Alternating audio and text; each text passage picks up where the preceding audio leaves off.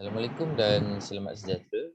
Kami dari Kumpulan Raihan ingin membentangkan tentang Kementerian Sumber Manusia.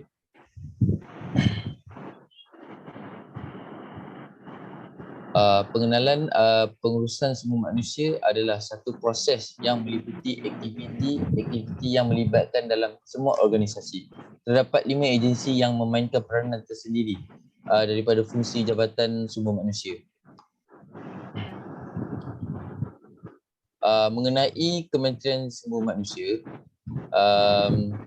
kementerian yang bertanggungjawab kepada pembangunan, kemahiran, pekerjaan, keselamatan dan kesihatan pekerja, kesatuan sekerja, perhubungan perusahaan, maklumat dan analisis, pasaran buruh dan keselamatan.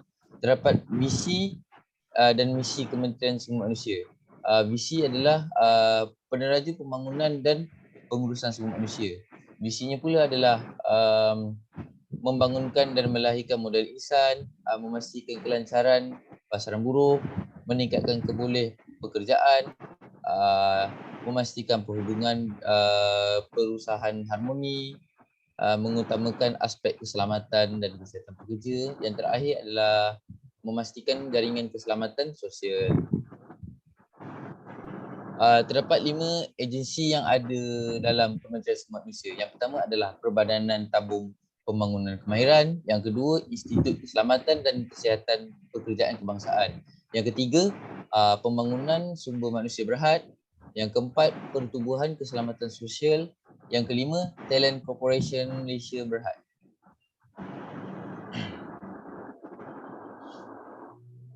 Perbadanan Tabung Pembangunan Kemahiran mula berkuat kuasa pada 1 Jun 2006 di bawah Akta Tabung Pembangunan Kemahiran 2004, Akta 604.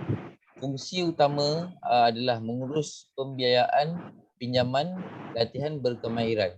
Ia juga berkuat kuasa pada berkuat kuasa 2004 dalam Akta 604. Pemberian pinjaman bagi khusus Diploma Kemahiran Malaysia dan Diploma Lanjutan Kemahiran Malaysia di bawah Institut Latihan Jabatan Tenaga Malaysia di bawah Seksyen 10 Akta Prosedur Kewangan 1957 dan diluluskan di dalam Dewan Rakyat pada 14 Disember tahun 2000. Terdapat kemudahan yang ditambah seperti yuran pengajian dan elang sara hidup setiap bulan dalam RM400. Skim latihan juga ditawarkan seperti pinjaman latihan kemahiran lepasan sekolah serta pembiayaan latihan kemahiran. Ia disasarkan pada golongan lepasan sekolah.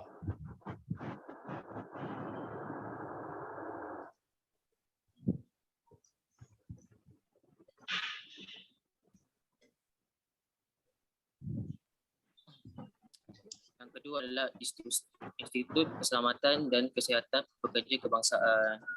Institut Keselamatan dan Kesihatan Pekerjaan Kebangsaan atau lebih dikenali sebagai NIOS. Ia ditubuhkan pada 1 Jun 1992. Institut Keselamatan dan Kesihatan Pekerjaan Kebangsaan berperanan untuk menjaga keselamatan dan kesihatan pekerja kerana setiap departmen mempunyai keselamatan dan kesihatan. Terdapat 3 visi, misi dan polisi. Yang pertama adalah visi. Visi Institut Keselamatan dan Kesihatan adalah menjadi pusat kecemerlangan terkemuka dalam keselamatan dan kesihatan. Misi pula adalah untuk menyediakan penyelesaian praktikal dalam bidang keselamatan dan kesihatan.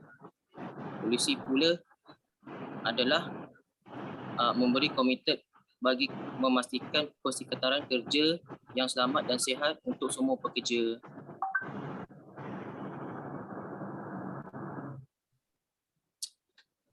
Terdapat nilai korporat dan dalam Institut Keselamatan dan Kesihatan.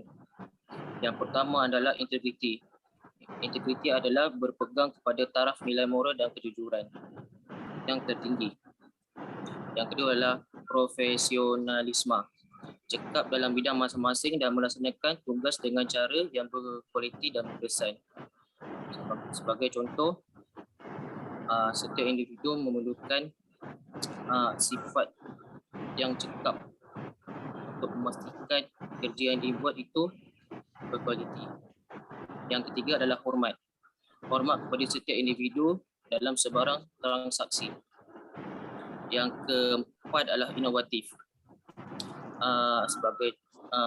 Sebagai contoh adalah sentiasa mencari idea baru untuk menambah baik sistem penyampaian. Yang terakhir adalah bekerjasama. Setiap individu memerlukan sifat kerjasama supaya dapat menukar idea dan juga menambah baik idea untuk mencapai matlamat.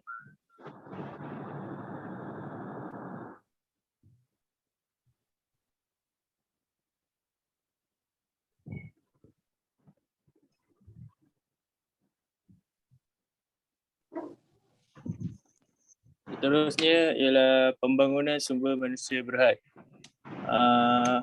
Pembangunan sumber manusia berhad bertanggungjawab untuk mendorong aspirasi pengembangan bakat Malaysia. Visinya adalah terlatih dan boleh bekerja. Pembangunan sumber manusia berhad terdapat visi dan misi.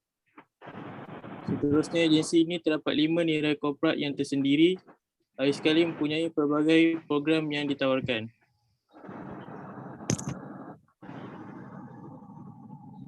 Agensi seterusnya adalah Pertubuhan Keselamatan Sosial atau lebih dikenali sebagai Perkeso. Perkeso telah dibentuk pada 1 Oktober 1971 sebagai sebuah jabatan kerajaan di bawah Kementerian Sumber Malaysia bagi mentadbir, melaksanakan dan menguatkuasakan Akta Keselamatan Sosial 1999 dan Peraturan Am Keselamatan Sosial Pekerja 1971. Pada 1 Julai 1985, status Perkeso telah berubah kepada sebuah badan berkanun. Pada 1 Januari 1992 pula, Perkeso telah melaksanakan sistem saraannya sendiri, iaitu sistem saraan baru Perkeso. Pertubuhan Keselamatan Sosial memainkan pelbagai peranan dan berteraskan konsep tanggungjawab bersama manusia sumber terkumpul, perkongsian risiko dan pergantian pendapatan. Dalam memenuhi matlamat tersebut, fungsi utama Perkeso adalah untuk memberi perlindungan keselamatan sosial kepada pekerja dan tanggungannya menerusi skim-skim perlindungan yang diperkenalkannya. Antara skim yang diawalkan oleh Pertubuhan Keselamatan Sosial adalah skim bencana pekerjaan, skim keilatan dan skim pekerjaan sendiri.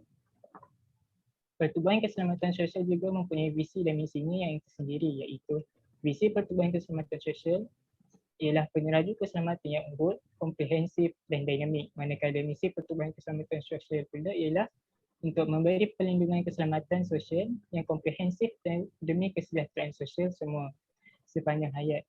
Pertubuhan Keselamatan Sosial juga berpegang teguh kepada motonya tersendiri, iaitu Perkeso itu prihatin, prihatin itu Perkeso.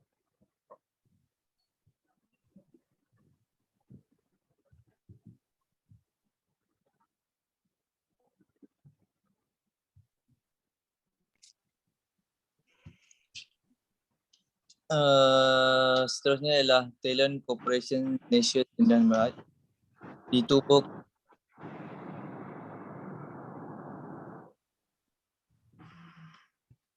Ditubuhkan pada 1 Januari 2012.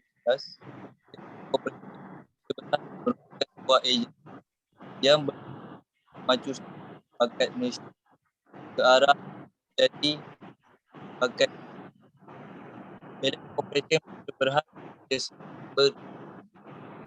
berawal untuk melaksanakan inisiatif yang menarik, memupuk dan meningkatkan kepakaran betul yang diperlukan untuk memenuhi permintaan bakat pada hari ini dan masa hadapan. Akademik, industri dan kerajaan, mereka melakukan persepakatan untuk memupuk penyaluran dan bahagian modal para dan oleh industri menjadikan modal insan ke arah tenaga kerja yang lebih inklusif, kelayakan, kemahiran tinggi. Kesimpulan yang dapat disimpulkan adalah setiap memainkan untuk memajukan pekerja dan organisasi supaya dapat mendapatkan institusi dan berwawasan untuk masa hadapan dan untuk Malaysia. Sekian dari kami dari kumpulan. Terima kasih.